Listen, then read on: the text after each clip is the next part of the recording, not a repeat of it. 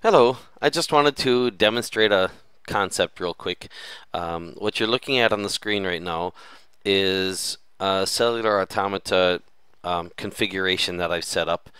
I'll include it in. I'll include a link to where you can find it in the description, and along with the program you can run it in, or a program you can run it in. The one I'm running it in is called Golly, and I'll include a link where to find that as well.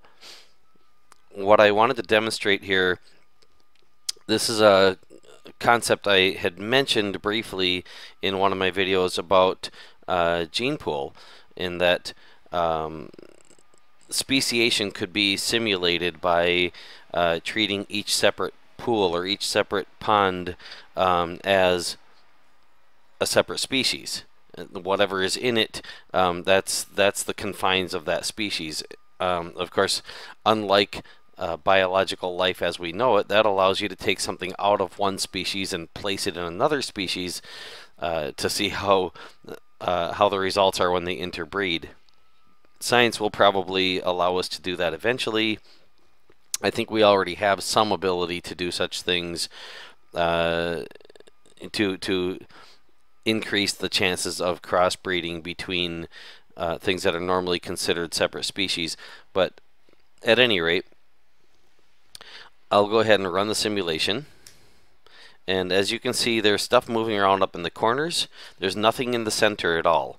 A little bit has scattered from the corners into the top and bottom middle and the left and right middle. But again, still nothing in the center.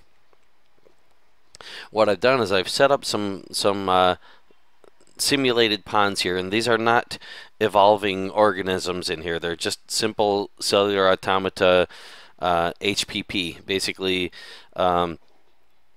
simulated gas particles that move in orthogonal directions, bouncing off of walls and occasionally managing to escape the pool they're in. And some of those that manage to escape the pool they're in, making it to a nearby pool. And as you can see, there are now some of them managing to get into the center pool.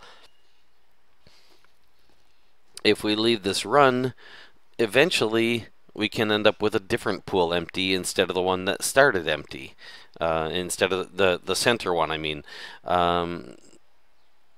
It depends on how these particles interact with each other. Now, it's preset in this case. There's nothing random in this simulation. Again, if you want to download it, the links will be in the description. But imagine now if this was evolving life, like in the GenePool simulation, and each pool had its somewhat confined life forms evolving along their own lines, but occasionally something could escape one of those pools, get into a nearby pool,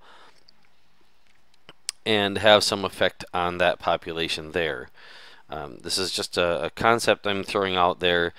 I'm hoping that this might help to inspire some people with regard to the Evolving Evolution project on SourceForge, and maybe we can get some programmers interested in trying to simulate some of these concepts and see what we can come up with.